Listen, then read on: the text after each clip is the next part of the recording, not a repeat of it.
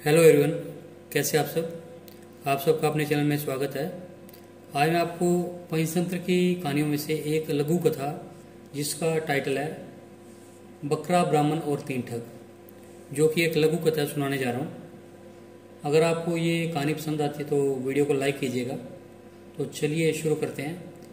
किसी गांव में शंभू दयाल नामक एक ब्राह्मण रहता था। एक बार वह अपने यजमान से एक बकरा लेकर अपने घर जा रहा था। रास्ता लंबा और सुनसान था। आगे जाने पर रास्ते में उसे तीन ठग मिले। ब्राह्मण के कंधे पर बकरे को देखकर तीनों ने उसे हथियाने की योजना बनाई। एक ने ब्राह्मण को रोका और कहा, पंडित जी, यह आप अपने कंधे पर क्या उठाकर ले जा रहे हैं? यह क्या अनर्थ कर रहे हैं? ब्राह्मण होकर कुत्ते को कंधे पर बिठा कर ले जा रहे हैं। ब्राह्मण ने उसे झिड़कते हुए कहा, अंधा हो गया है क्या? दिखाई नहीं देता? यह बकरा है। पहले ठग ने फिर कहा, खैर, मेरा काम आपको बताना था।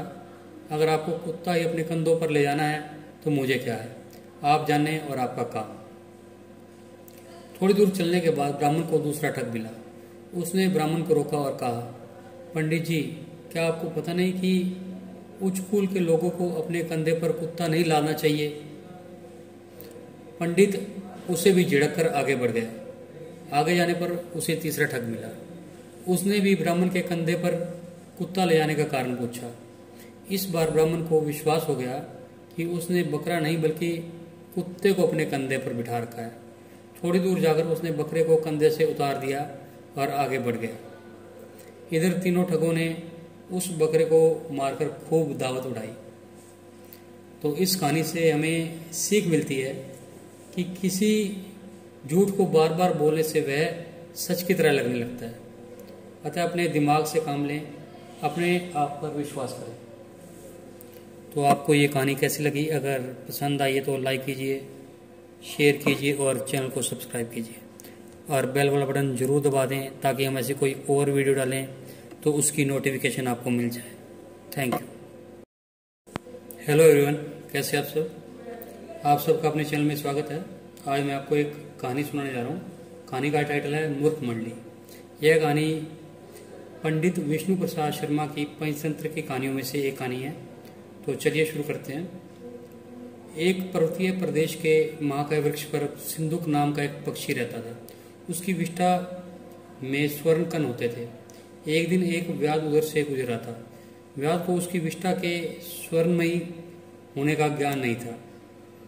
इससे संभव था कि व्याध उसकी उपेक्षा करके आगे निकल जाता, किंतु मूर्ख सिंधुक पक्षी ने वृक्ष के ऊपर से व्याध के सामने ही स्वर्ण कण पूर्ण विष्ठा कर दी। उसे देखकर व्याध ने वृक्ष पर जाल फैला दिया और स्वर्ण के लोभ से उसे पकड़ लिया। उसे पकड़कर व्याध अपने घर ले आया। वहां उसे पिंजरे में रख लिया। लेकिन दूसरे ही दिन उसे यह डर सताने लगा कि कहीं कोई आदमी पक्षी की विष्ठा के स्वर्णमय होने की बात राजा को बता देगा तो उसे राजा के सम्मुख दरबार में पेश होना पड़ेगा। संभव है राजा उसे दंड भी दे। इस भय से उसने स्वयं राजा के सामने पक्षी को पेश कर दिया। राजा ने पक्षी को पूरी सावधानी के साथ परखने की आज्ञा दी, किंतु राजा के मंत्री ने राजा को सलाह दी कि इस व्याध की मूर्खता पूर्ण बात पर विश्वास करके उपहास का पात्र न बनो। कभी कोई पक्षी भी स्वर्ण में ही विष्ठा दे सकता है, इसे छोड़ दीजिए। राजा ने मंत्री की सलाह मानकर उसे छोड़ दिया। जाते हुए वह राज्य के प्रवेश द्वार पर बैठकर फिर स्वर्णमयी विष्ठा कर गया और जाते जाते कह गया, पहले तो मैं ही मूर्ख था जिसने व्याध के सामने विष्ठा की। फिर व्याध ने मूर्खता दिखाई जो व्यर्थ में ही मुझे राजा के सामने ले गया। उसके बाद राजा और मंत्री भी मूर्ख निकले। मूर्ख तो निकले, उनके सरताज भी निकले। इस राज्य में सब मूर्ख मंडल एक ही जगह एकत्र हुए हैं। तो आपको ये कहानी कैसी लगी? काफ़ी हास्यप्रद है। अगर आपको ये कहानी पसंद आई तो वीडियो को लाइक कीजिए, शेयर कीजिए और चैनल को सब्सक्राइब कीजिए और बेल वाला बटन जरूर दबा दें ताकि हम ऐसी कोई और कहानी डालें तो उसकी नोटिफिकेशन आपको मिल जाए। Thank you.